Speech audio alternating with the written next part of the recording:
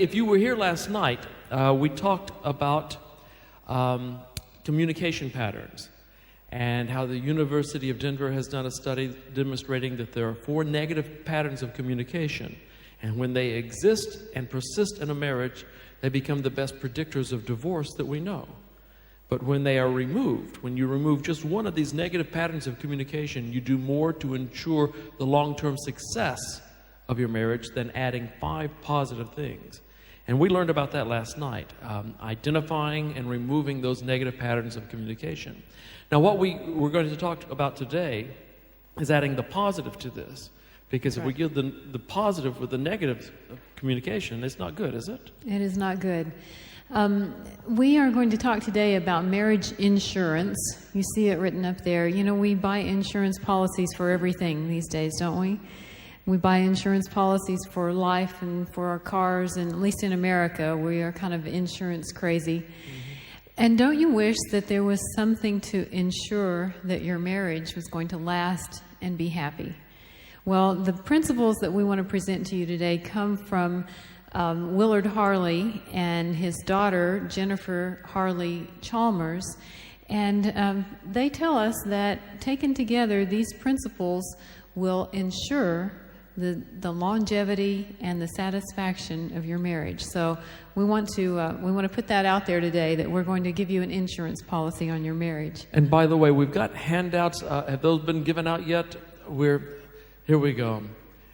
This is so you can follow along, take notes, or if you get bored, you can make paper airplanes out of these things. Now, actually, they're good.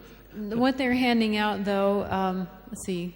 Yeah, now what they're handing out is only the second part of this, actually, because the first part we don't have notes for, but that's fine. You can take notes on the back of it. There are 4 rules in marriage insurance, and you only have the rule of care, but it's the most involved, and that's why we given you a handout for that. The rule of care is the most involved. I think I'm seeing danger signs going around as well here, and that's the one from last night. So if you missed last night, you can take a look at that and kind of get an idea of what it was about. If your sheet says danger sign, then you've got a danger sign for today, because we're not talking about it. But at least you can review what we did last night, okay?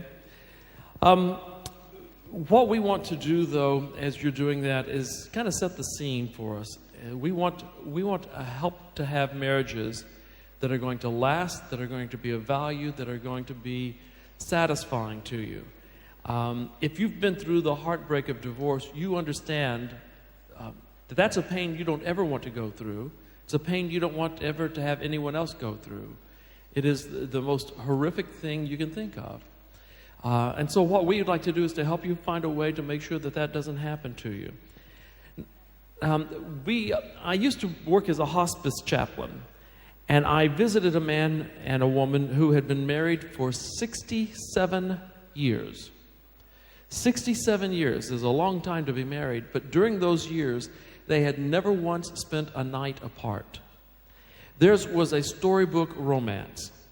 They had met when in high school and fell in love, but he would not marry her until he had finished his education and started with a good job so that he could make sure he could support her. So she waited for him.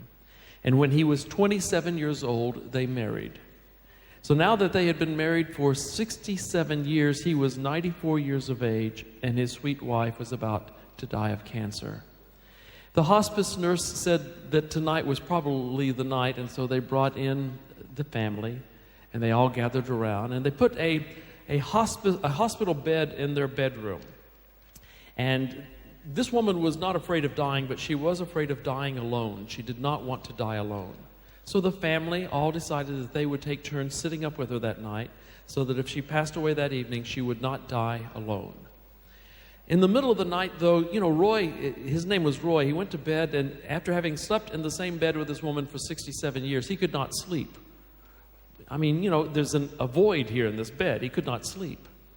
So he got up and put on his trousers and got his walker and walked over to where his son was sitting up with Ruby, his wife, and he told the son, "Go to bed. I can't sleep anyway. I'll stay up with her." So the son went to bed.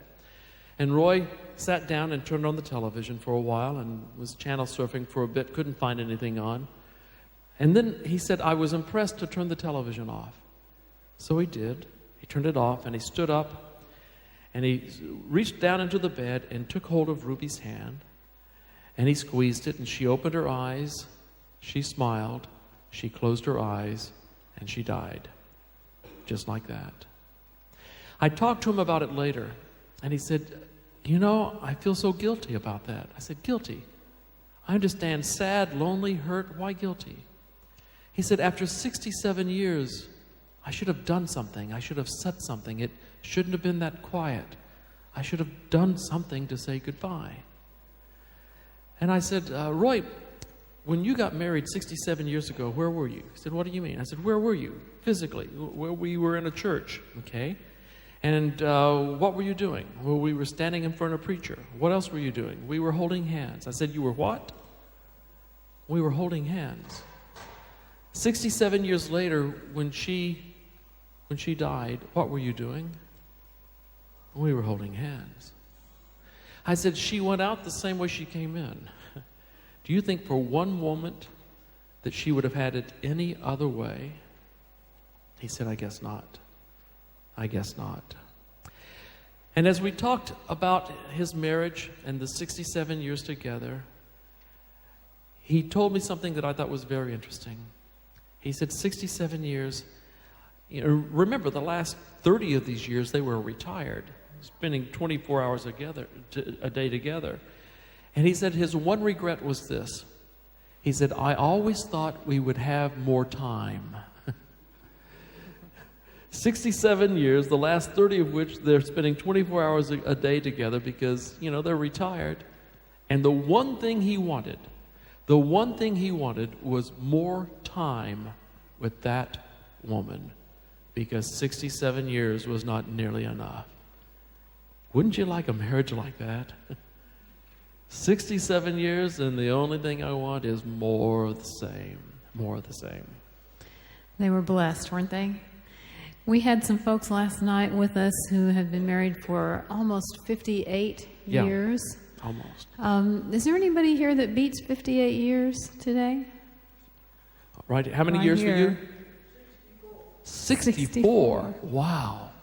65. Oh, you know, after that many years, you're permitted to miss by a year. That's okay. 64, 65 is close. How about you over here? 65? 65. Wow, and right here. Wow. 59. I saw some hands way back in the back. How long? 58? Great. How about right here? 52. Man, this is a testimony to the health message, if nothing else. That's right. How about over here? 64. Good. You sure it's not 65? All right, 64. What That's a blessing. Great. That's super. You know, that is such a blessing to see the Lord put homes together and keep them together strong and healthy for so many years. And we had some last night on the other end of that were about 4 weeks. 3 weeks? 4 weeks tomorrow. 4 weeks tomorrow. You know, when it's that new, you count every anniversary, don't you? That's right. It's been another day, dear. Look at that, 29 days. And that's so sweet. And they said it wouldn't last. It's so wonderful. What a blessing.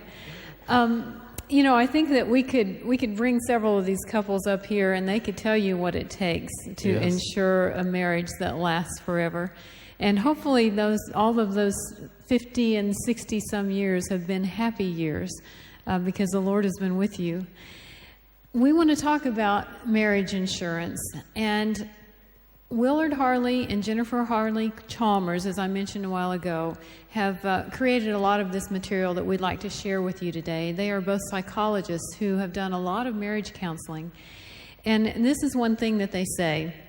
They say, taken together, these 4 rules, which we're about to present, these 4 rules create an integrated lifestyle that guarantees mutual love. Wow, that's quite a statement. That is a statement, isn't it? Can you guarantee mutual love? What would it take? Now, first of all, mutual love means that it's going to come from both of you. And so both of you need to commit to being involved in making sure that these rules are cared for and exist within your home. I think that's on there, isn't it? Oh, is it? I think so. Let's put that up there so they can read it. Here we go. All right, taken together, these 4 rules, create an integrated lifestyle that guarantees mutual love. You were right, dear. So the first rule is? The first rule is the rule of protection, and that is avoid being the cause of your spouse's unhappiness. Now, the rule of protection just simply means this, that if something you've done hurts your spouse, stop doing it. It's just that simple.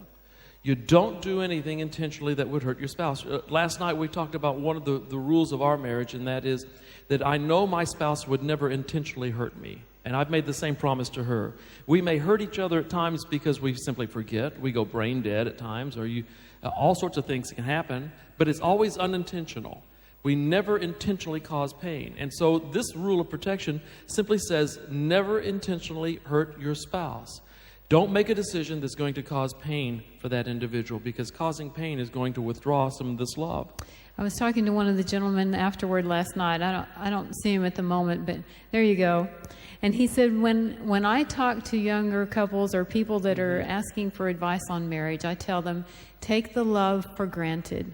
In other words, in a good way, take it for granted that your spouse loves you and that they are not trying to hurt you. And that way, little slights, it's a lot like our mantra of I will never intentionally hurt you. Little slights can have another explanation if you know that the love is always there. That's the foundational principle. There is with this concept something called the love bank. And the love bank is this. When I met Gayle, actually I heard Gayle before I saw her. I was in college, and I knew her sister, Joni, and I had sung with Joni. And I heard Joni singing a duet just around the corner from me. And she was singing a duet with someone who had a beautiful alto voice. I said, who's that singing with Joni? Because I recognized her voice. They said, that's her sister, Gayle. I said, wow, she's good. And I looked around the corner. I said, and she's cute, too. Now, that was my introduction to Gayle, all right? At that moment, an account was opened up in my name, in Gayle's name.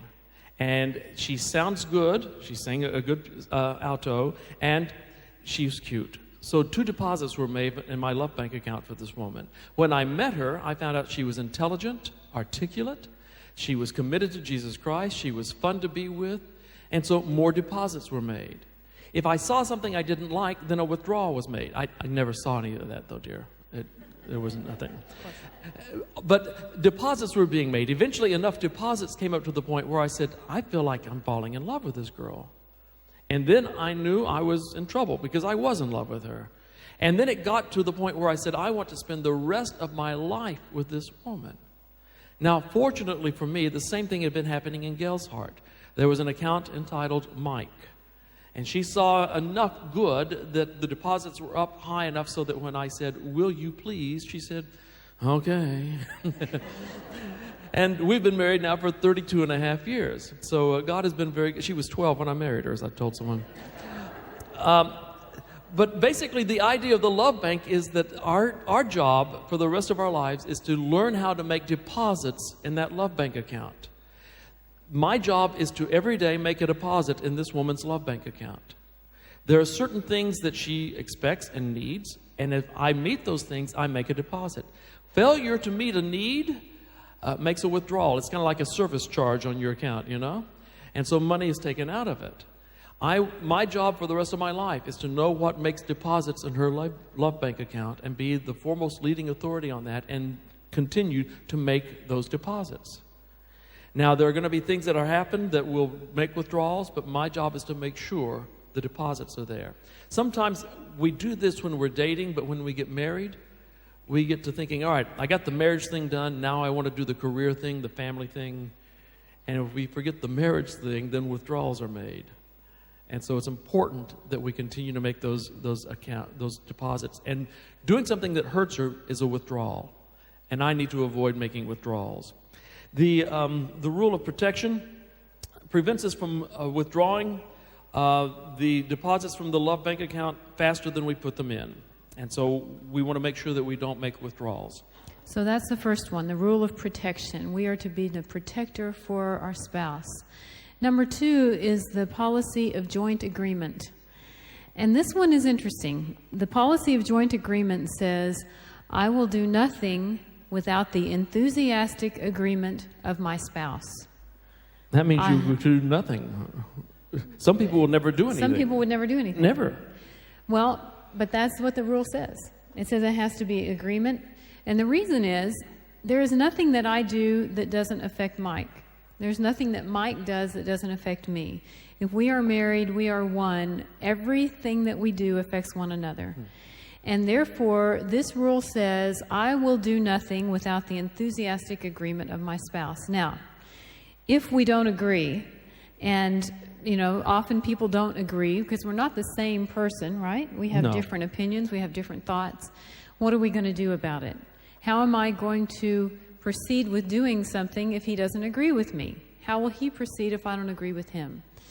Well, this requires that we learn how to solve problems, that we learn how to reach agreement.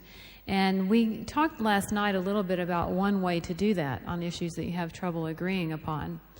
And so we're not going to go back through that today, but you have to have some method where you sit down and say, all right, what are we going to do? Reach a compromise. That we may compromise, it's somewhere in between what I wanted and what you wanted. Right. And yet we've brainstormed it, we've decided, here's what we're going to do. And as soon as we make that decision, then I make a choice that I will enthusiastically support this decision because we reached it together. And it's not a grudging thing. No. Because I've made a choice. I have made a choice that I will support what we have decided together. Now, grudging agreement doesn't help, does it? It creates frustration, creates resentment. But if we're a team and we say, all right, we see things a little bit differently here, but I'm willing, for the sake of our marriage, to compromise. Doesn't mean I'm going to go all the way to his side every time or he's going to come all the way to mine. That we're going to compromise somewhere in the middle. We make a decision together, and then we enthusiastically support that decision. Now, sometimes you're going to have to learn how to make decisions on the fly and to quickly reach agreement on something. And you may have some key phrases such as, would you negotiate? Yeah. And if I say that to Mike, then he knows, okay, she doesn't really like what's going on here. Mm-hmm. And so we need to figure out what we're going to do. For example, I like to go shopping. He does not particularly like to go shopping. Amen. But one day he said, I need a new pair of tennis shoes, so I'm going to go down to the shopping center to the Athlete's Foot. Now, the shopping mall, I don't know, I guess I don't say that right for you guys, but we call it the shopping mall. And in the mall... It's a dangerous place. They take all your money. Where's Adrian? What's the name of the place you took us the other day? Say? Westfield. Okay. So if we went to Westfield, we saw the Athlete's Foot there, and it's kind of in the middle of things, right? But so he wants to go and get a pair of tennis shoes, and I say, hey, that sounds like fun. Let's go together. And so we go. But getting there, we go through David Jones, right? Now, here's the problem.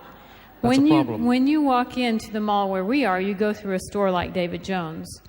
And they got these neat ladies' shoes, right? And the dresses are over here. And so on the way to the Athlete's Foot, I say, oh, look, it's a sale. Let's stop. Well, let's look at these. And let's look at these. And he's over there, and he's getting more and more tired and more frustrated. I was just going to buy tennis shoes.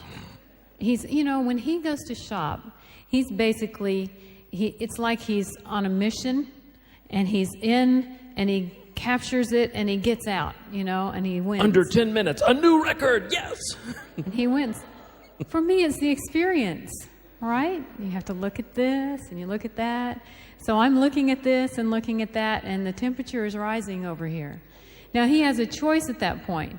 He can either just get totally frustrated and angry and eventually blow up over it and say, look, this was my shopping trip to begin with. Why are we doing this? And then everybody's unhappy, and we go home probably without the tennis shoes even. Or he can say, would you negotiate? And I know, okay, he's not particularly happy here. What do we need to do? And he says, how about if I go to the Athlete's Foot, you stay and shop here a while, and then we'll meet in 30 minutes at the food court.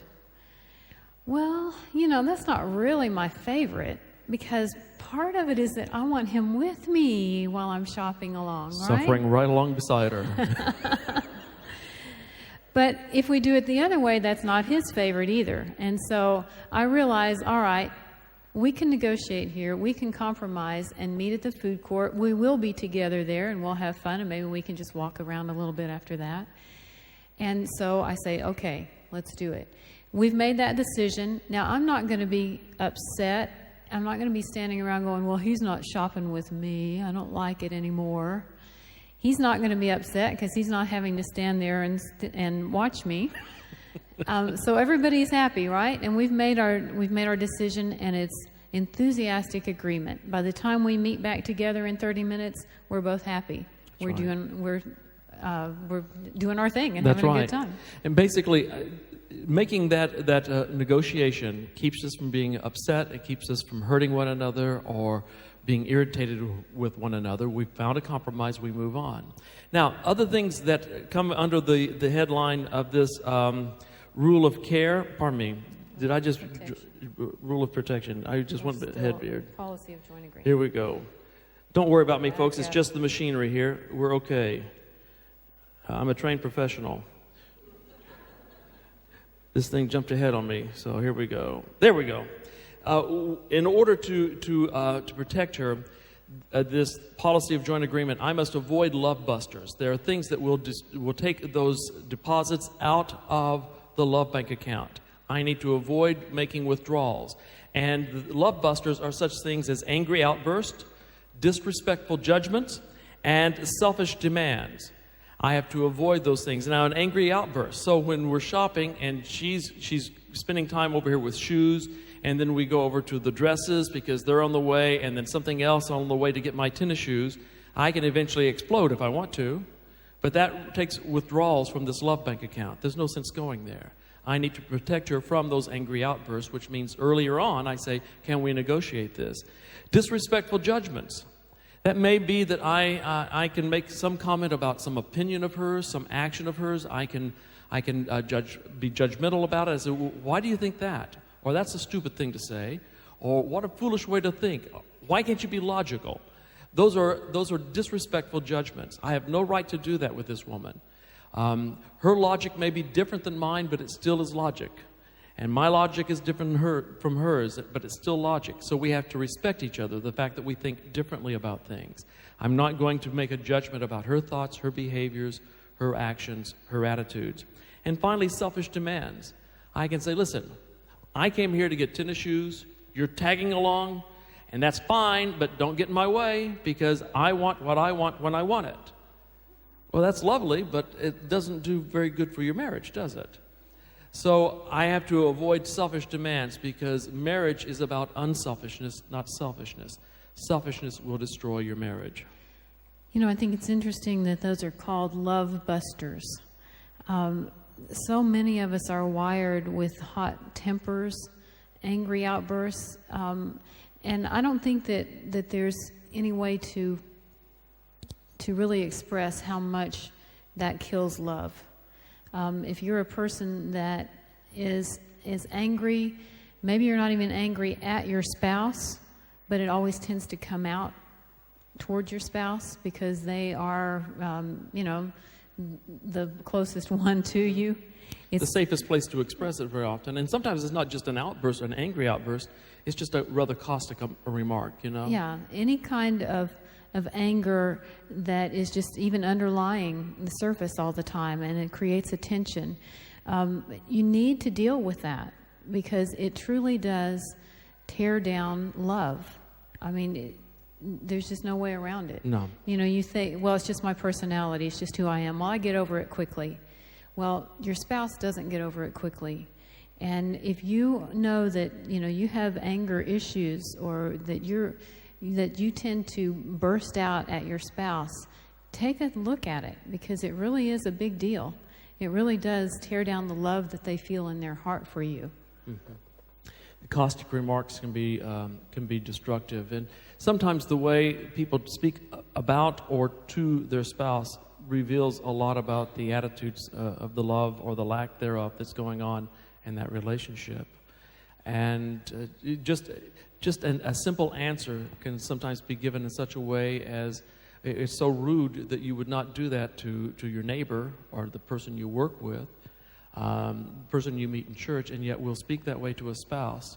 And we wonder then why it is that they're not all lovey-dovey when we want them to be.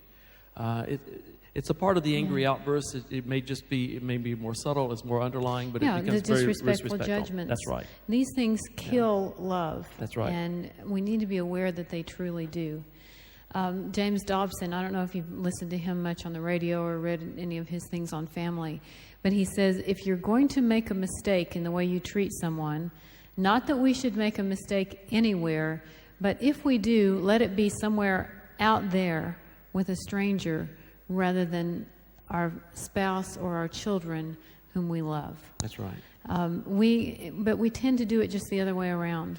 You know, we'll be very polite and proper with strangers, people that we don't even know, and we should be.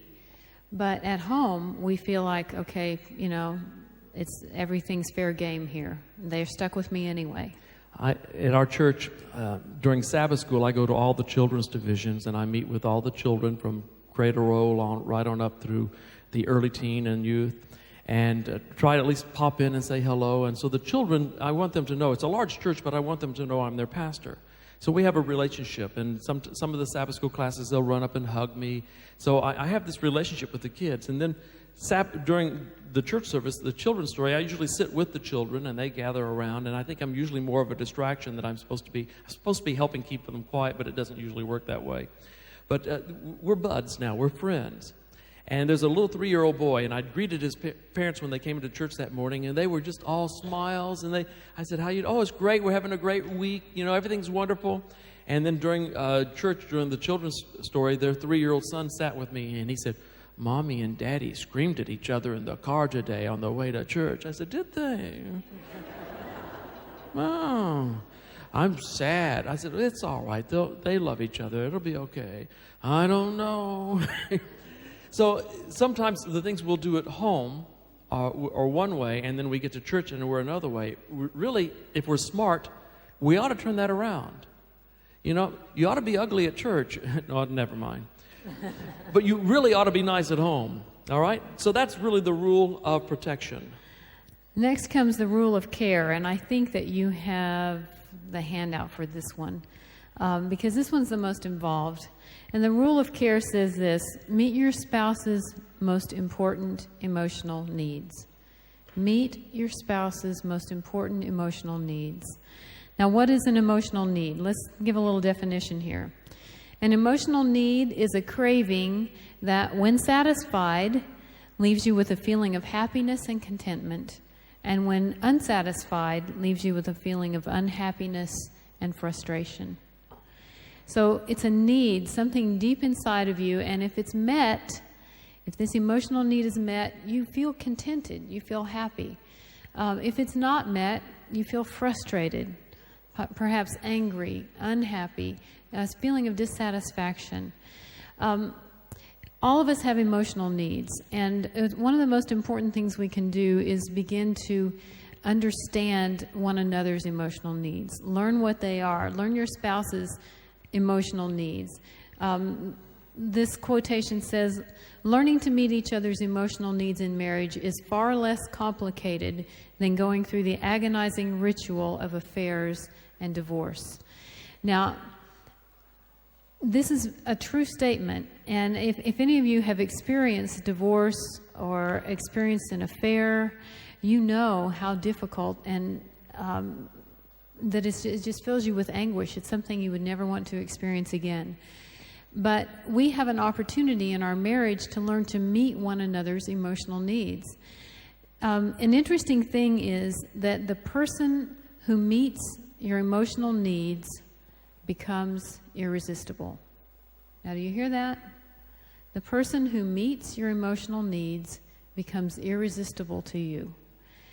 So we look around and we see families where at home, there's a distance between you, there's either fighting going on or silence or whatever it happens to be, great deal of tension, and one spouse goes to work and they have a co-worker there who, for some reason, just tends to want to carry on a conversation with them a lot, a co-worker of the opposite gender, and they seem to understand. And you know what? I can talk to them, and they know how I'm feeling, and they understand what I feel, and they understand me a lot better than my spouse does.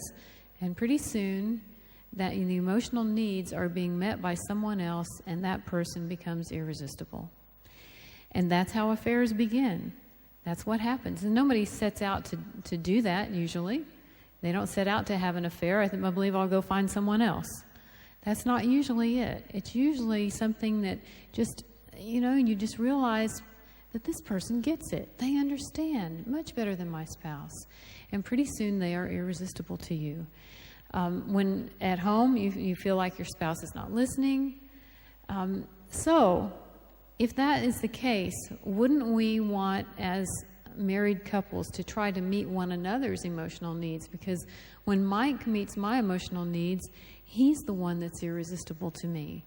And by the way, he has made it his job in life to meet my emotional needs, and I've made it mine to meet his. And he is irresistible to me. When Mike Tucker walks into the room lights up for me. And I want that to always happen, and I want that to be true for him. That's right. It's my job to become the world's foremost authority on Mike Tucker.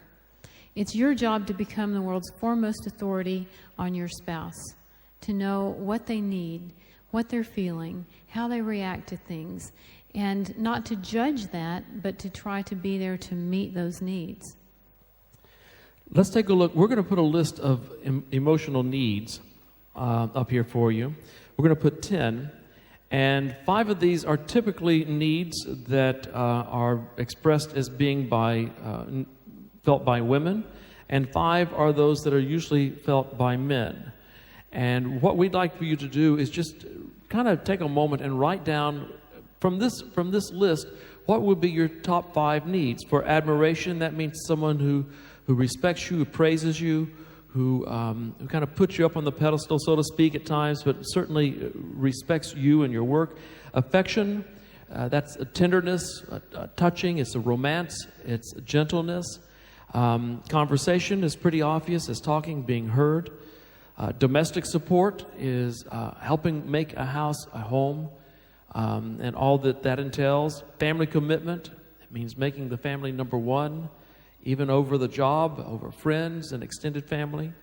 Financial support, providing a financial income and making good financial decisions so that the living is made. Honesty and openness, not lying, but being open about who you are, transparent with your emotions. Physical attractiveness, taking care of yourself, being the best you can be, and making yourself look good for your spouse. Recreational companionship, someone who plays the games you play and you can play their games, and someone to have fun with. And sexual fulfillment. Out of that list, what are the 5 top things that your spouse could do for you? Actually, these are, not extensive. This is not an extensive list, an exhaustive list. And if there's something that is more an emotional need for you that's not on there, maybe you can list that one. These are just the ones that are the most common. Most common. So take a moment. We need some theme music playing in the background right now, Yeah, get James up here to sing for us. Yeah.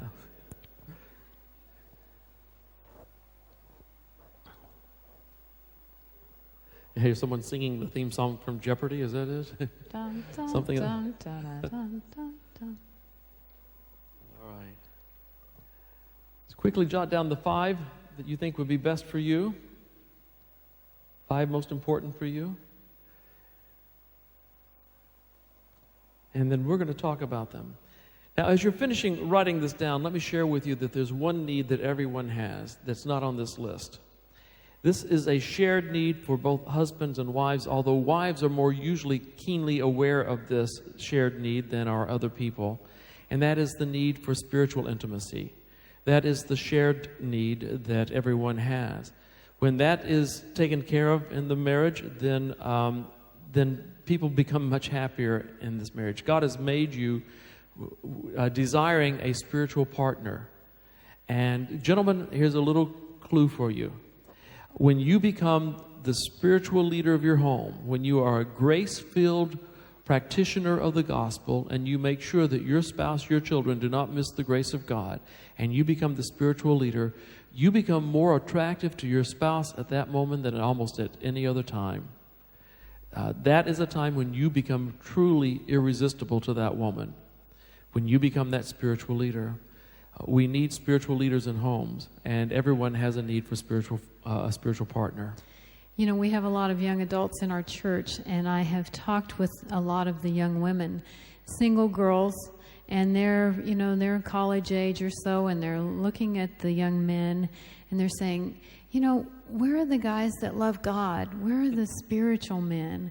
Because that is tremendously attractive to them. And when they see someone that loves the Lord and exudes that in their behavior, it's very attractive to them. I wish the guys at the college here all understood that, know. They're all looking for a girl.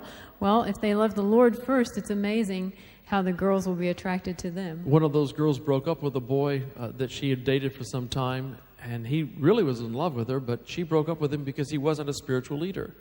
Well, he was really a pathetic mess when she broke up with him. I mean, he was pitiful. And everyone hated to be around him. He was just such a mess over this. And so he came to me for counseling. What do I do? I said, well, first of all, you got to quit whining. So you quit the whining and be a man. And send a message to her. Tell her, I'm going someplace in my life. I'd love to have you along. I'll wait, but not forever. I sure hope that you decide to come with me. So that's number one. Number two, you need to become a spiritual man.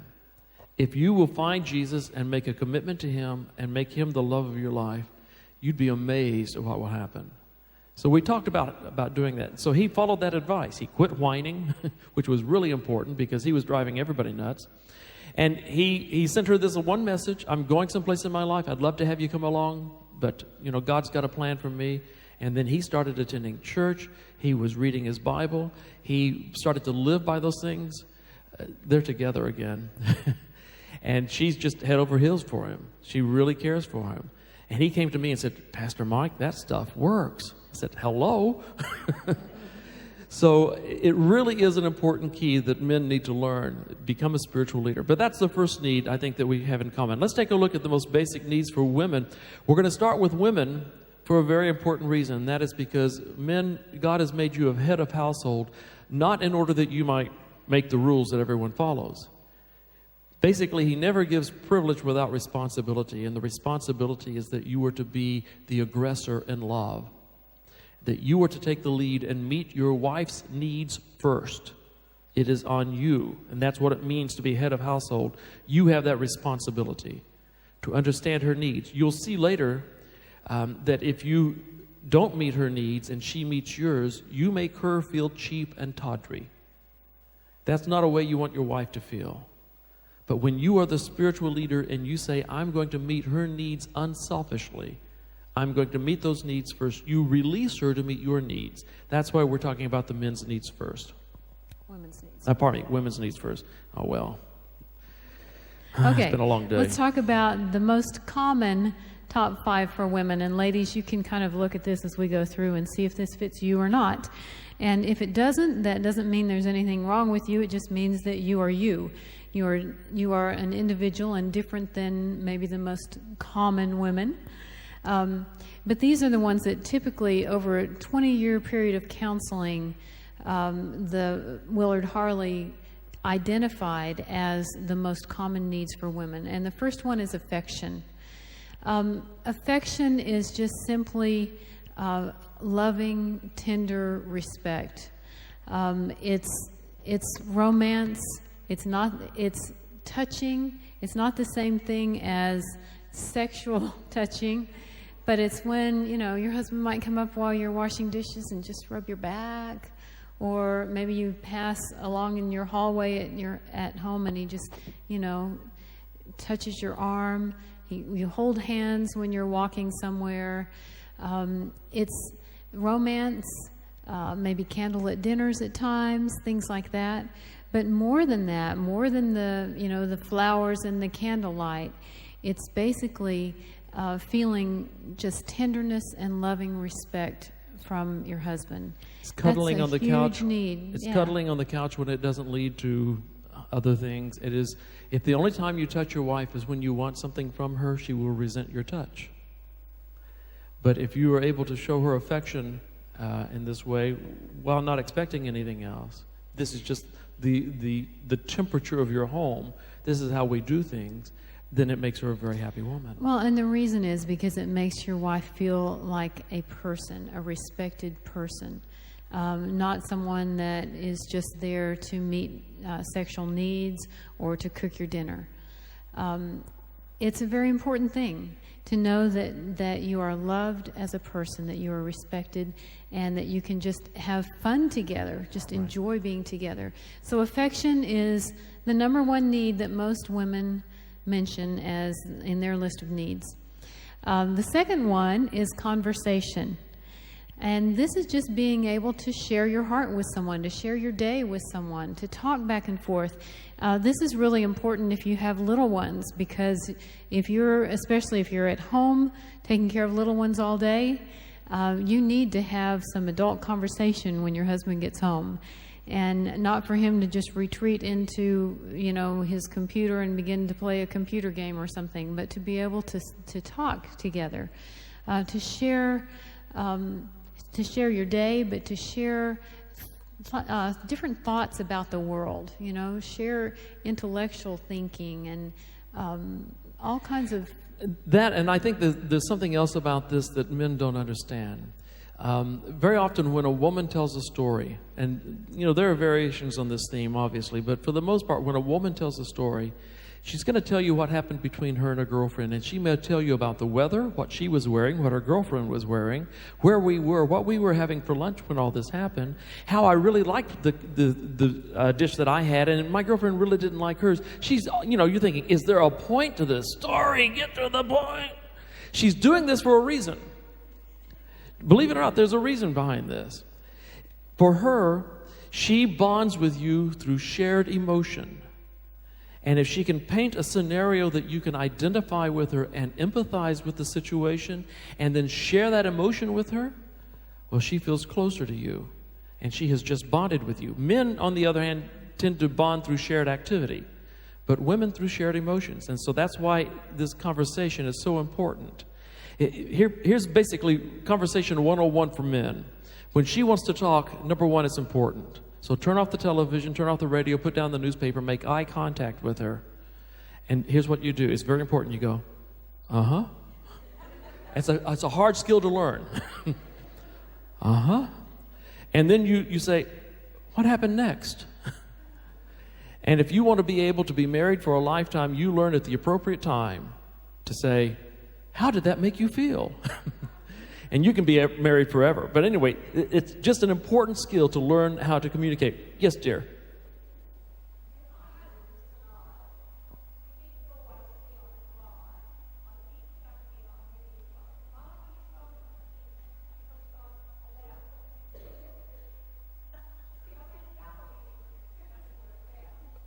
I'm sorry, I didn't hear that. God allows what?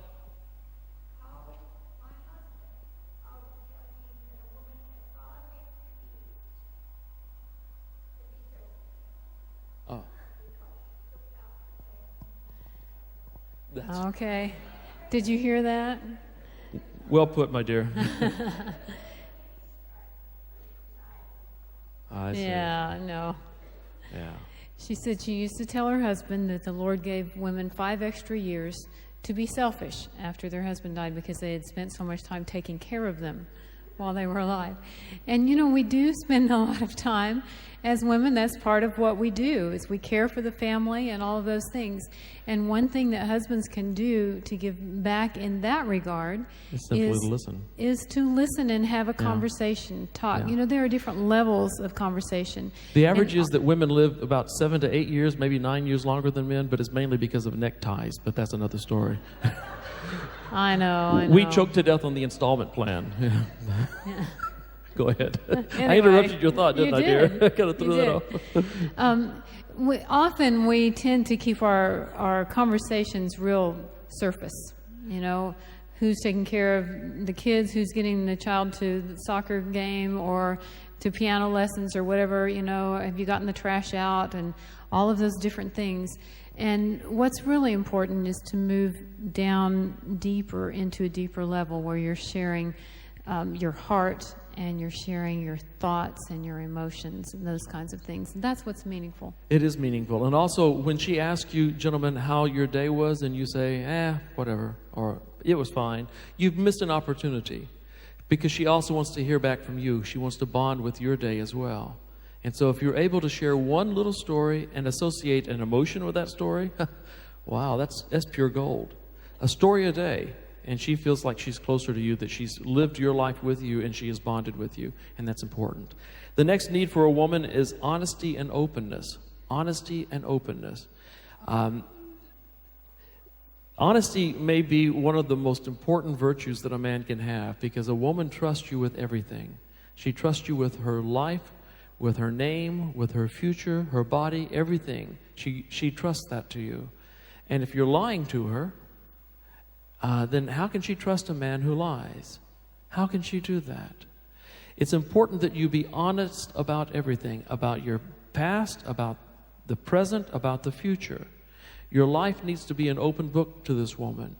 I publish my calendar on the web in a place that my wife can view it no matter where in the world I am. She knows what I'm doing. She knows where I am. She knows what my schedule is. She has my permission to check up on me anytime she wants. She can call and verify that I was where I said I would be. Now, she doesn't do that because she trusts me, but she has my permission because my life is an open book to this woman. I've made a commitment. I'm not going to lie to her. I'm not going to hide anything from her. And men do lie at times. I mean, some men lie to protect themselves, to keep out of trouble. That's always a mistake, because they're going to find out and then you're in worse trouble. Some men lie to protect their wives, but it's still a lie. And when she finds out it was a lie, even though you were trying to protect her, she won't trust you. And again, it was a mistake. Other men lie because they're habitual liars. You know they're lying. It's when their mouth is moving. Then that's when they're lying. And that's always a mistake. And one of those things, you know, where you lie to protect your wife, often that happens in finances. You know, if the husband is taking care of finances, things are tight, there may be some problems, and they don't want to tell their wife because they don't want to worry her. And so they don't say anything right up to the time when they come and take her furniture away. Mm-hmm. You know, that's not helpful. No. It's helpful if you're honest about what's going on in every way so that you can deal with things together. And the issue of openness means that you're not hidden with your emotions or your thoughts. When she says, "What's wrong?" and you say nothing, it had better be nothing, or you just were closed with those emotions, and she doesn't know what's going on with you. You have to be open with this woman, and you have to make sure that your life is transparent, and that she knows who you are, and that you trust her enough to show her who you truly are. Trust her enough that when she sees the ugliness that you're trying to hide, she'll still love you, because truthfully, she sees it anyway. You think you're hiding it, you're not. But it makes her love you and trust you more when you're open enough and man enough to say, "This is a problem for me." And she can trust you more with that openness. One of the gifts that God has given us in this world is the gift of being intimate partners with another person on the face of this earth. And marriage is a great example of that. It's a gift that He's given us. Philip Yancey talks in his book, Rumors of Another World, about the fact that God is a God of intimacy. He's a God of communion and community, because you see Him even in heaven as Father, Son, Holy Spirit. And He wanted us to be able to understand a little bit of the beauty of the community that He enjoys. And so He gave us relationships on this earth. He gave us marriage. And there is nothing that fulfills our spirits more than to be able to be close and intimate, have emotional intimacy with another person. And when we are open and honest, that creates an atmosphere where that can happen. And if you're single still, you need to find community so that there are other people on the face of this earth with whom you can share life, and it makes a huge difference. Financial support is the next one. Now, financial support is a need for a woman. Basically, it's saying that she needs her husband to feel a responsibility for supporting his family. It doesn't mean that she is saying, all right, I'm always going to be home and you're always going to be the one working and making all the money and I have no responsibility for that. That's not what it means. It just means that most women are willing to work if that's what's needed in the family, but they need to know that their husband feels the basic responsibility for caring for the family, for providing for the family, that he's willing to work hard to do what's needed. And, you know, there are many ways to make that work. Sometimes the husband is working outside the home. Sometimes he's working inside the home. I mean, there are a lot of ways to make it happen. That's not the issue. The issue is knowing that your husband feels a responsibility to care for the family, make sure that needs are provided. And it's an amazing thing to me. I think it's a miracle that God provides. I've always just been in awe of the fact that Mike and I came from different parts of the country. We came from different families, different everything. We didn't know each other until a couple years before we got married. We dated for less than a year before we got married. And then all of a sudden, on the day that we stood in front of the pastor and we said, I do, suddenly in his heart, everything that he owned was mine, that he shared with me. He was willing to take care of me. If I was going out somewhere, do you have enough money? Do you have what you need? That's just a miracle. It's something that God does in the hearts of men, and it's a tremendous gift to women. And men need to understand that, how much it means, the fact that you care about supporting and providing for your family.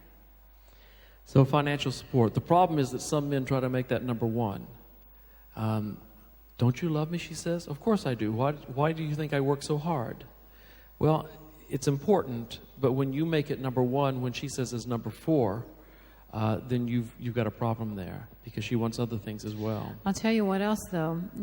Whatever need is not being met tends to kind of jump up to the top of your list. Because I've had women in my office saying, you know, if he would just work, that's all I want. You know, he loses jobs, or he just, you know, I think he does it on purpose. He just doesn't want to work. He just doesn't care. He wants it all to fall on somebody else. And all of a sudden, that's really huge on the list. But in the order of things where it normally is, it would be down a little bit lower. And the fifth need for women is family commitment. The strongest commitment that a man has in his life, number one, needs to be Jesus Christ. But number two is his commitment to his marriage and his family. It needs to come before your career, before your extended family, before anything else, is your marriage and then your family, actually.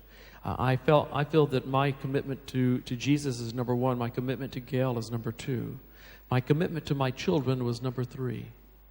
And I think that they found their greatest safety and security in knowing that Mom and Dad had committed that by God's grace, if He keeps us both alive and delays His coming, we're going to grow old together. We're going to be there together, because that's our decision. That is our commitment. The word divorce is not a part of my vocabulary with this woman. And that doesn't mean that it can't happen to anyone. I know that. This is not a criticism for anyone who's been down that road, because you didn't want to go there either. You didn't want to go there. And the pain you experienced by that is something you wouldn't wish on your worst enemy. It's not that. It's just that I want my family to know that I've given myself to this. This is a commitment. It's important that Gayle knows that is true, because women spell love differently than men do. They spell it T-I-M-E. And that very often means love to them. Gayle and I have a date night. Thursday night is our date night, and we go and we do something. Sometimes we're so broke we just walk through a shopping center and don't spend anything because we don't have any money, but we do something together on our date night.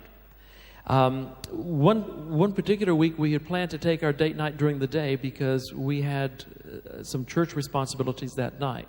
So we had a date planned for Thursday during the day. Some of my buddies came in the day before and said, all right, Pastor, here's the deal.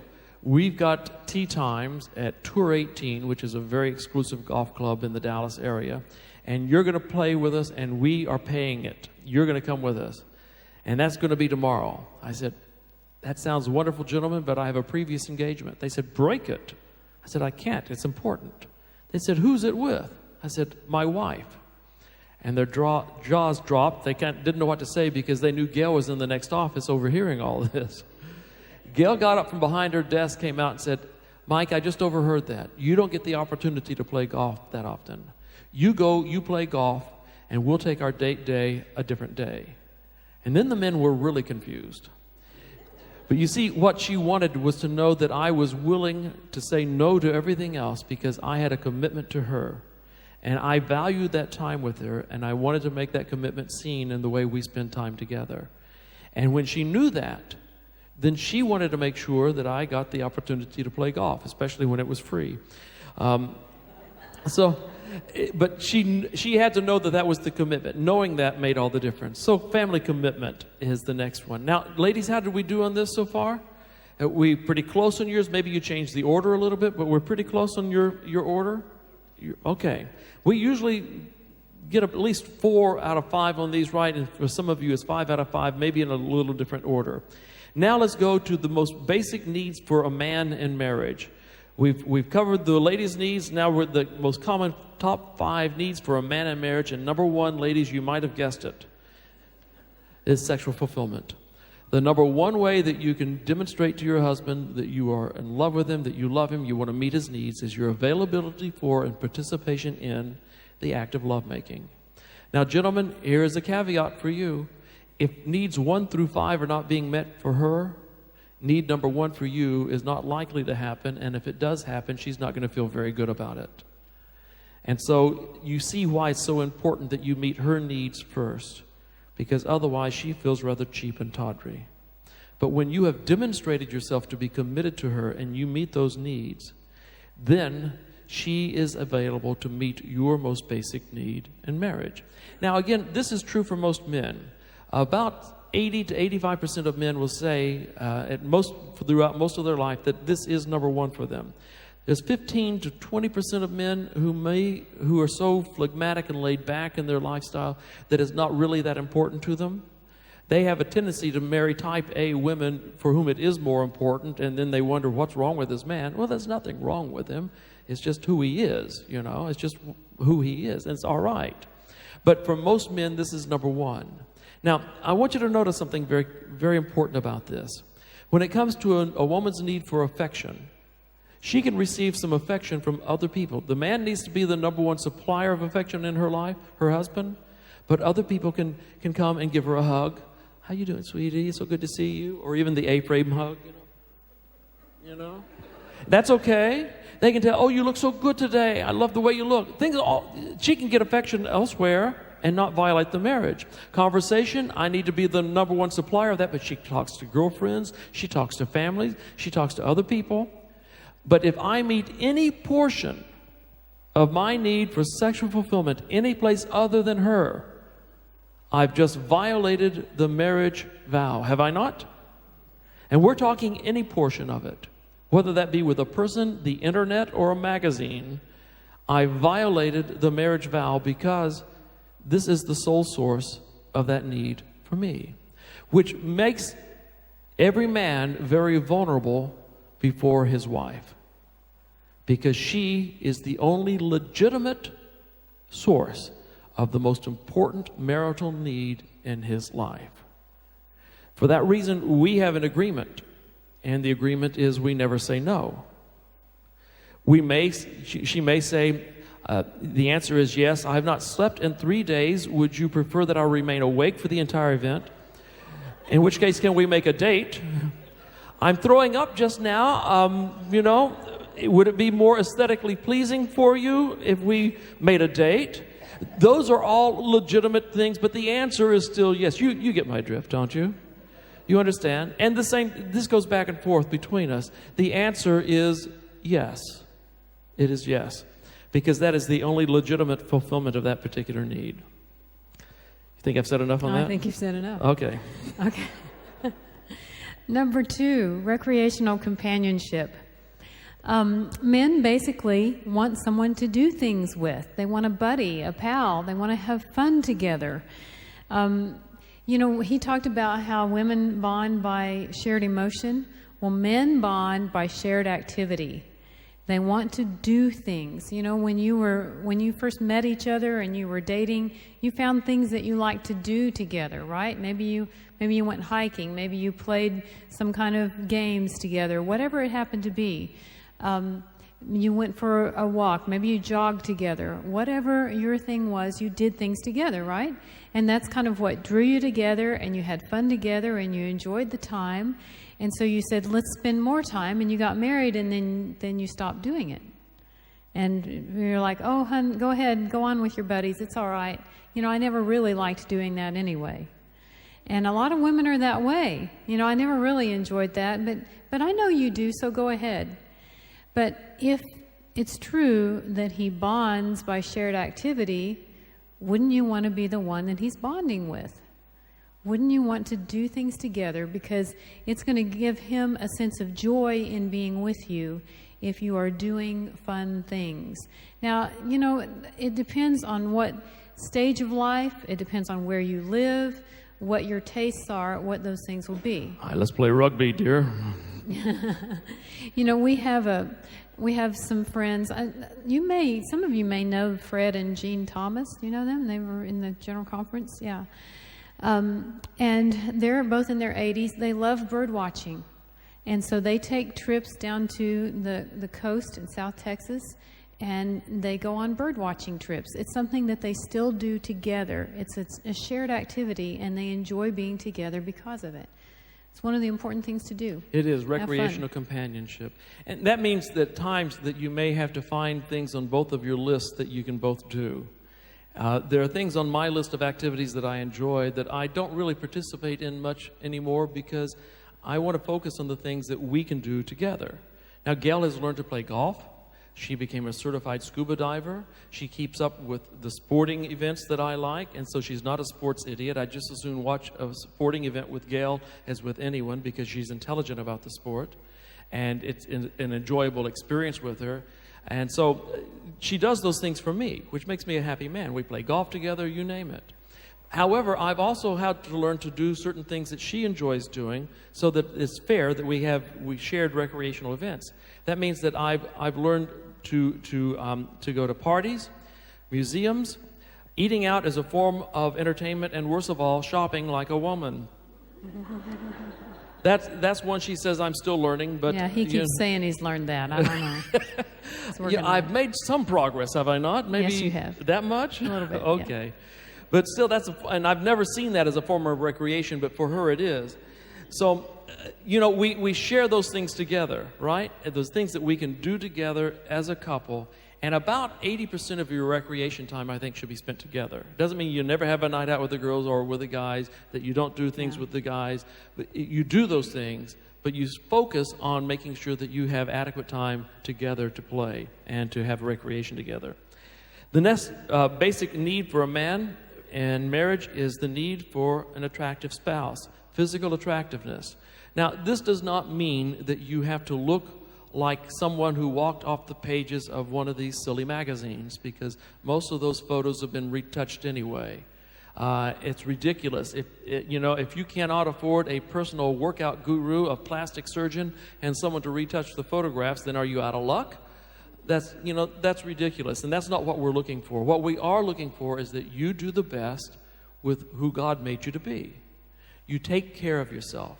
I know that there are things physically that happen, that there are illnesses and all sorts of other things, but as best you can, control your weight and dress in a way that He enjoys.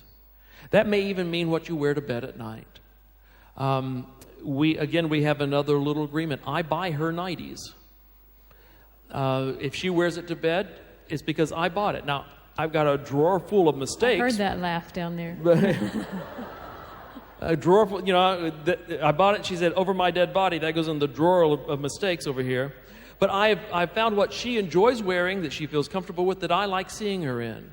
Because men are visually stimulated, much more so than women are. We are visually stimulated, and it's important that you look your best for him. And again, you can take this to an extreme that is absolutely ludicrous. And no one in their right mind expects you to look like some 20-year-old girl who's, again, had the plastic surgery and everything else. That's just ridiculous.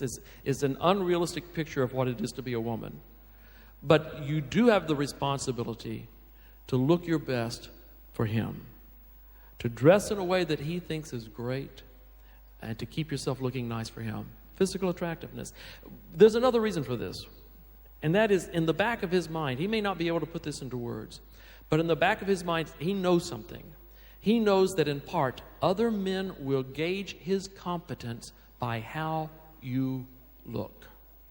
There's nothing fair about that. It's not right, but it's true. I spent the day with a group of professional men who I knew well. We worked together, and a new man joined us, one that none of us knew. And the talk among the professional men was, "It's a sharp guy. He's all right. He knows his stuff. He's good." That evening, our wives joined us, and really there's not a polite way of saying it, that his wife was rather frumpy. I mean, she really did not look very good. And the comments among the men changed. Now they said, "Wow, I thought he was sharper than that." What had changed for him? Absolutely nothing. Their opinion of him changed based on one thing, how she looked. That's not fair, it's not right, but it's true. And he knows that. That's another reason for him why it's important that you make yourself look as good as you can for him. It's an important need for most men in marriage that you simply look nice for him.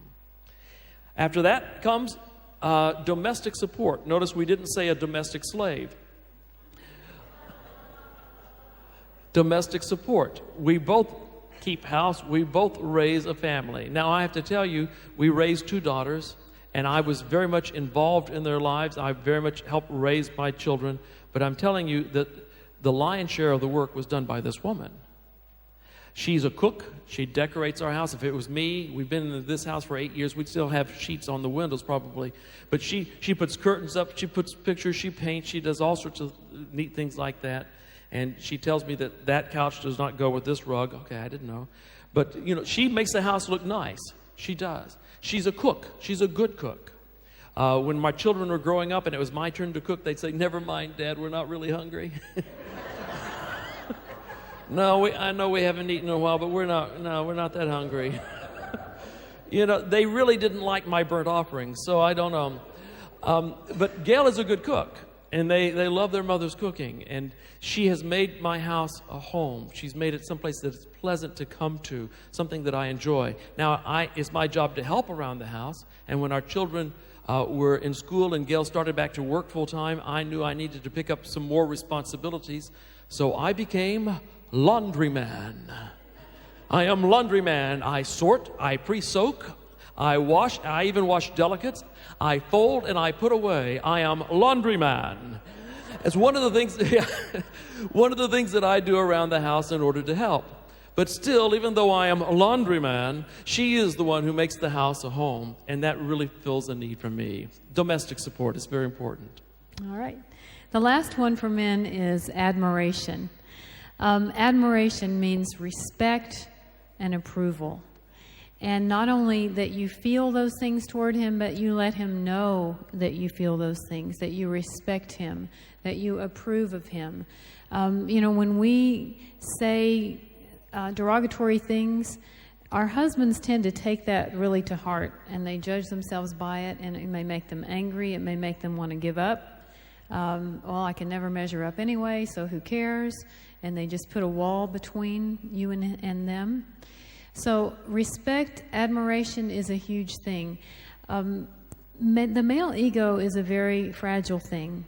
And when we nag, we are tearing down their feelings about themselves. And, whereas women tend, if somebody says something derogatory about us, our tendency is more to say, "Well, I'll show you," and try harder. But a man tends to just withdraw, say, "So much for you," whatever. And they will withdraw from you if you are nagging or if you're failing even just to let them know how you feel about them. You know, oftentimes I will think something about Mike. Oh, wow, I like the way he does whatever. But I may just think it and not verbalize it. But if I will actually stop and tell him, you know, I really like it when I see in his eyes, it makes a big difference. I like the way you do the laundry. Yeah. Yeah. And that's true. You know, I need to say to him, thank you for doing the laundry. And oftentimes, because that's been going on for a long time, I forget to let him know. But how nice it is when I come in and I have clean clothes because my husband did it for me. And so I need to say, thank you. I appreciate the fact that you do the laundry. Every now and then I say, thank you for taking care of our finances, because that's something I've never wanted to do. You know I could do it. I just don't want to do it.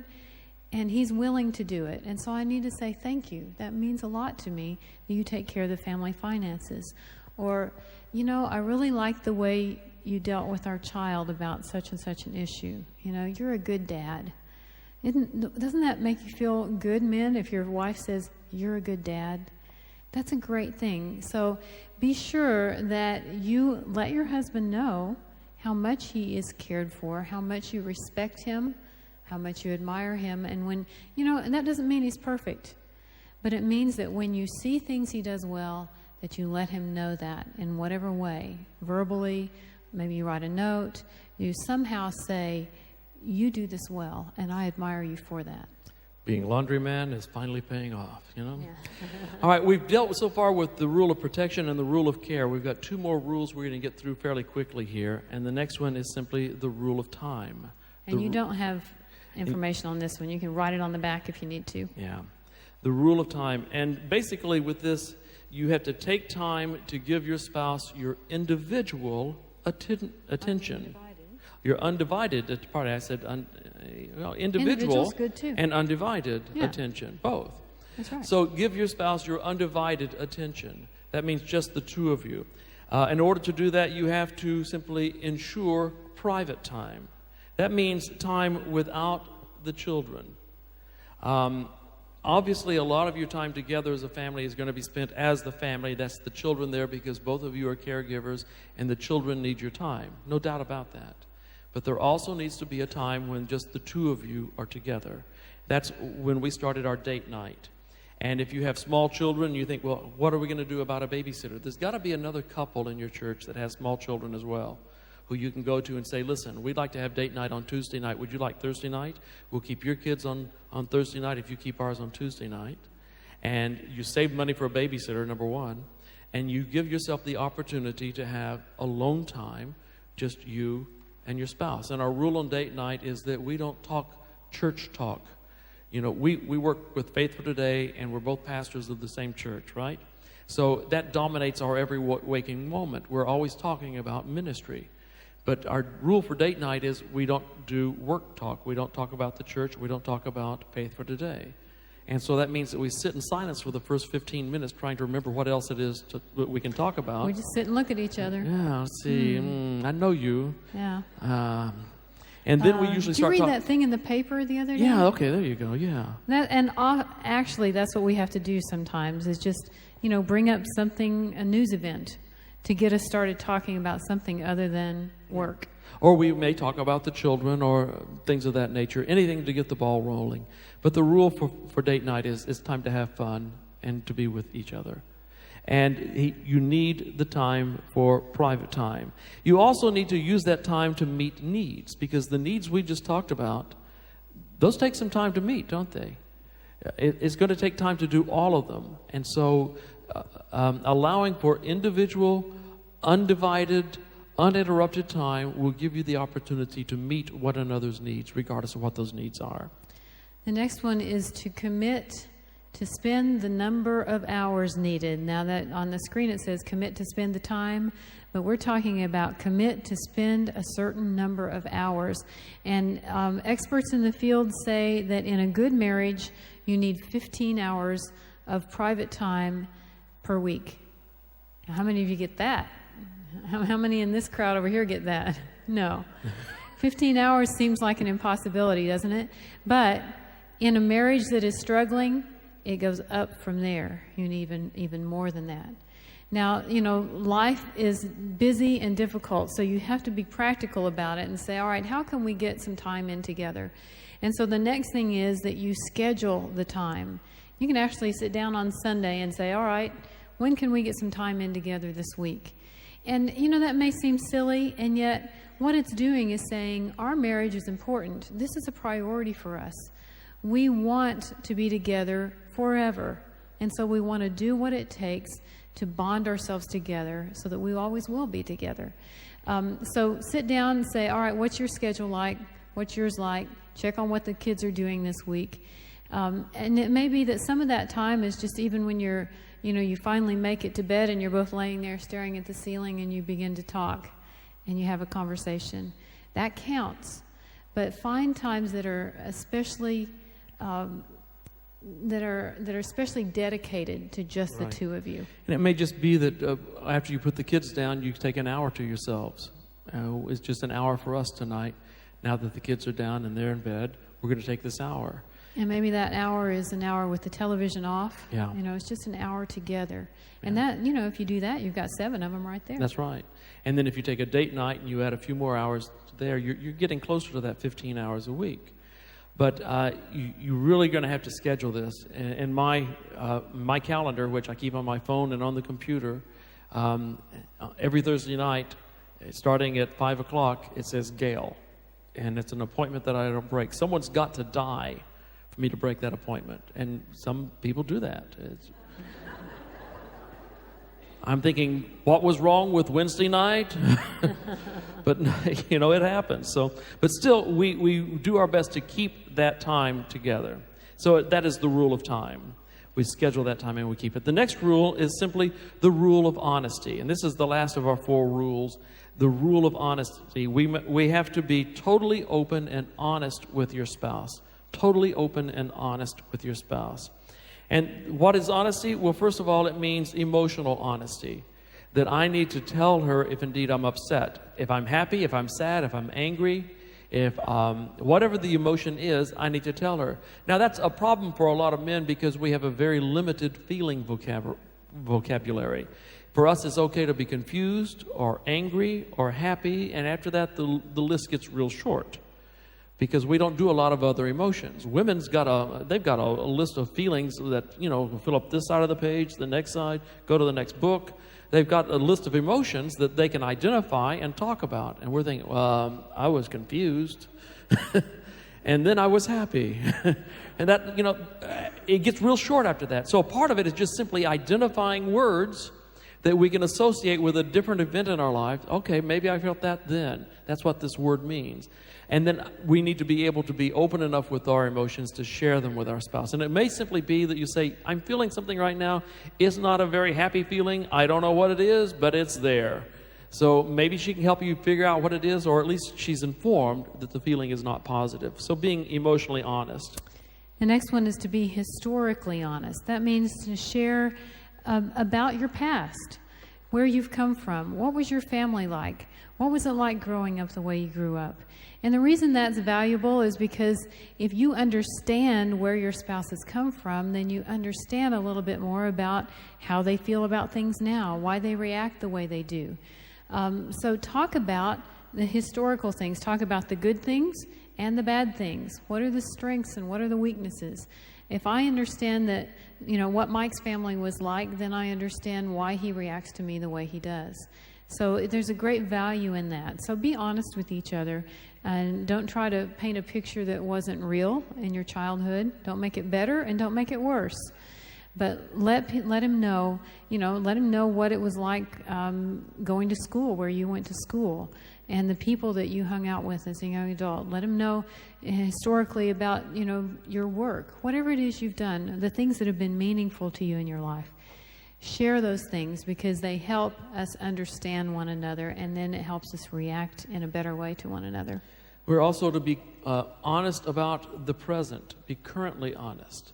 And that means where I am right now with my emotions, what are my plans, am I happy with what I'm doing, am I unhappy?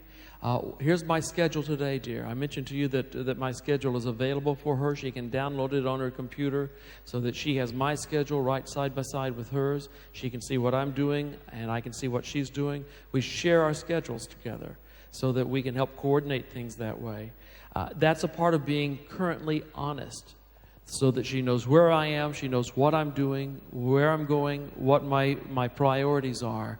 She needs to know about today, right now. She also needs to know how much money's in the checkbook, how much is in the banking account. What do we have saved for retirement? Don't worry, dear, I've got it planned. If we can work to the age of 87, we can afford to retire. We're good to go. All right. We're good. But be currently honest with everything. And be honest about the future. What are your goals? What are your plans? If you had your greatest dream for 10 years from now or 20 years from now, what would that be? And make sure that your spouse knows about that. Tell them. If I know one thing about Mike. I know that he would love to live somewhere where he didn't have to mow any lawn or do any maintenance on a house. And so my goal is to help him move toward that. Right now we have a house with a lawn, We'd like to have some place where somebody else does the maintenance and somebody else mows the lawn. I hate that house. So if we can make that happen, great. But what are your goals? What do you hope for the future?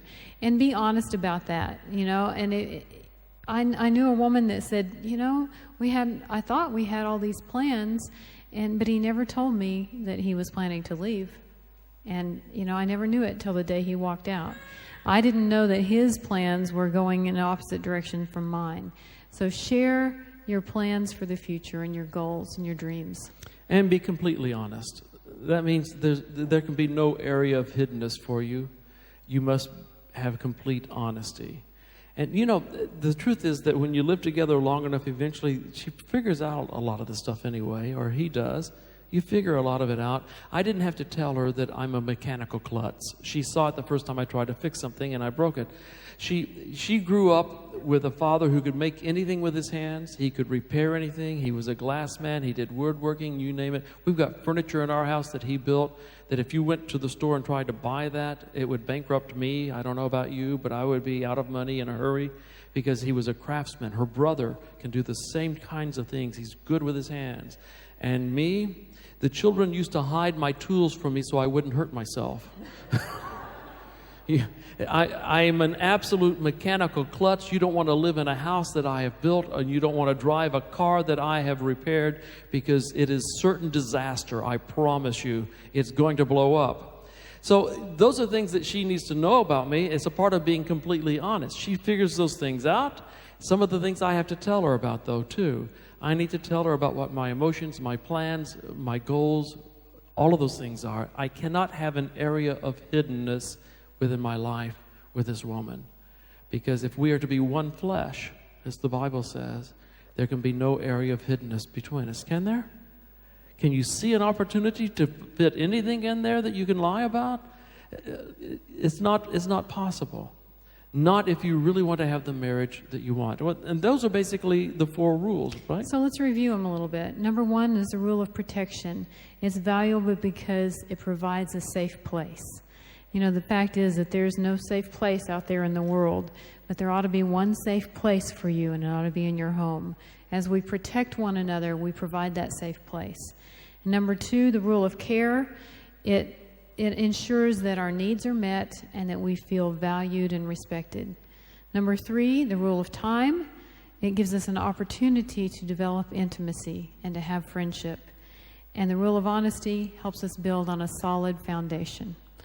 Those are all very, very important, and taken together, they will provide stability and longevity and happiness for a marriage. When you add that to what we talked about last night, and that is removing the negative communication patterns and finding a viable means for problem solving, you have the tools necessary to make a marriage work. Now, it doesn't mean that there won't be other challenges, because we all come to marriage with our own areas of brokenness, with a past that has been broken, We have areas of vulnerability and areas of pain. And sometimes we have to seek help with those areas. We have to find help with the brokenness of our past. Otherwise, we tend to transfer those negative emotions to the current relationship. That may be necessary as well. But having done that work, this is the foundation for a happy, successful marriage. We communicate in positive ways. We remove the negative communications. We find a way to solve problems. We abide by the 4 rules that guide our marriage: the rule of protection, the rule of care, the rule of time, the rule of honesty. We meet each other's needs in love. We give this all to the Lord, and the Lord gives us a wonderful, gracious gift back. He gives us the gift of a marriage and of genuine intimacy here on this earth. And that is a gift. We had also talked about doing a little bit about forgiveness today, but the hour is late, and I think I talked too long, didn't I, dear? No, it wasn't. Oh, you did? Okay. I thought it was me. So we probably won't hit that. But forgiveness is another area of key importance in making a marriage work. Let me just share with you this. There is a 4-part biblical plan for forgiveness that if you will work it, I believe in time you can forgive anyone. And basically what God is after is not an emotion. He's after a decision. He wants you to make a commitment to forgive and to work the plan. And as long as you're working the plan, at any stage in that plan, I think that you are in His will and obeying His command to forgive. And I think that one reason this is important in marriage is because we all are married to imperfect people, and there are going to be things that stack up between us, and we need to be able to have a way to get rid of them. We got to. Because you can't even launch into trying these 4 rules if you can't forgive someone for the past, if you don't have a clean slate to start with. Those 4 steps for forgiveness are hurt, hate, heal, and harmony. All right, step number 1, hurt. This is where you ask a question. The questions you ask are, what happened to me, and how has it affected my life? What has happened to me? You don't talk about who, you just simply say what. I dealt with a woman not too long ago who was molested as a child. So she was molested. How has it affected her life? It gave her a negative view of herself, of God. It destroyed possibilities for intimacy and trust and openness. It destroyed her picture of the purity that she had as a woman. That molestation destroyed a lot of things for her. So this is what happened, and this is how it affected her. The second part is hate. And that sounds like a strong word to us, but the Bible really tells us that that's a part of who we are. In fact, you read the Psalms, which are also not just songs, but they're prayers. And the psalmists say some pretty harsh things in there about their enemies. It said, break the teeth of my enemies. That's, the days before dentists, that means they're drinking soup the rest of their life. It said, make my enemy a vagabond. Let no one show them mercy. Make his wife and children vagabonds. Let no one show them mercy. The worst one is, blessed be the man who dashes this man's babies against the stones. So that's real hatred. So to say, well, I don't hate anyone is really kind of silly, because we all have had that from time to time. So hate simply says this: who did it and how do I feel about them? That's the question. Who did this? How do I feel about them? In this woman's case, it was her grandfather who molested her. And how did she feel about him? Well, a part of her hated him. And a part of her loved him because he was her grandfather. So it's not bad to state it that way. A part of me hates him. A part of me wishes that he could have agony in his life. Another part of me wishes that he would receive forgiveness and have eternity. So to be honest about that, a part of me wants him to die a cruel death. A part of me does not. That's honesty here, and that's okay. You're honest before the Lord. Hurt, hate. The next part is heal. And that is this: now that I know what was done, how it's affected me, who did it, and how do I feel about them, what am I going to do now? And the only Christian option is to choose the option of forgiveness. Forgiveness is a choice, not an emotion. Ellen White tells us that just as behavior follows emotion, so too will emotion eventually follow behavior if we persist in the new behavior long enough. And that's what we're telling you here. You make the decision to forgive, you behave as one who is forgiven, and the emotion follows. And in order to do this, you may write a letter of forgiveness. Sometimes it's safe to mail that letter to the person. Other times not. I've had people write the letter, address it to the individual at my address, in care of me. And they'll drop it in the mail. And if on the back of the envelope it does not say, you may open and read, I never open it. I put it in a box. And my wife has instructions that if I die, she's to burn the box. That's sacred. It sometimes helps to do that. Other people will tie it to helium-filled balloons and release them heavenward as though I'm giving this to God. Others will create a box that is a locked box that they decorate and call it their God box. And through some prayer or ceremony of their own, they give this to God. And when they're tempted to feel resentment again, they remind themselves, that's no longer my issue. I dealt with it. I gave it to God. It's His. I have no right to it now. So we choose to forgive, heal. The last step is harmony. And that step simply asks, how would I treat this person if they had never sinned? Now, there are some people, there's going to be one caveat to this, because there are some people who are not safe to be in relationship with. If indeed this is an abuser and he's still abusive, you don't enter back into relationship. You choose to forgive and you treat them with respect and gentleness, but you do so from a distance. Other people, it's important to be back in relationship with. And if you're going to heal a marriage, you have to be back in intimacy with this person, back together, treating them as though this had never happened, where you never bring it up again, because this has been taken care of. You've laid it at the foot of the cross. You've forgiven. You've dealt with the issues. You've let it go.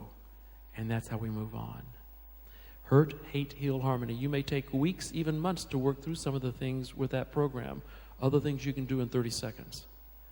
But it's a biblical program that I've encouraged people to use and help them walk them through this as they write letters. Usually it's best to write these things down, almost as a letter that you never send, in order to work through the process. And if you have aught against your husband, against your wife, this is not a bad place to go. And that pretty much concludes what we're going to say today. We had more on forgiveness, but the hour is late. You're tired. We're tired. What can I say? We're going to end it today. But I want you to know that our prayers are with you for whatever it is that you're going through. We've spoken of grief, and we've spoken of divorce, and we've spoken of children who are victims of both of those issues. And now we've spoken of marriage. And I guess we can sum it all up with the one package, and that is what we talked about this morning at church. And that is simply that you see to it that no one misses the grace of God. Not you, not your spouse, not your children, not your church, not your community, not your world. No one misses the grace of God. Would you pray with us? Gayle, would you pray for us? Loving Father, we are so grateful that you've given us time to be together in this beautiful place with these wonderful people. And Lord, we ask that your Spirit will rain down on each person that's here. You know every relationship that's involved. You know the marriages. You know the family relationships. You know the grief, Lord, that exists. You know everything. And it's your desire that we have joy. And so I pray that you will infuse each person here with joy, the joy that comes from your Spirit, from your presence. I pray that you will teach us how to be in relationship in a way that honors you, and thereby we will have your joy. Lord, bless everyone here, and as we go our separate ways, may you take whatever kernel of truth is needed and place it in the hearts where it's needed, and may it bear fruit, Lord. May we be the people that you want us to be, with marriages and families that are strong, with hearts filled with your grace that can share your grace with others. Thank you once again for the opportunity to be together, and bless us as we leave, for we pray it in Jesus' name. Amen.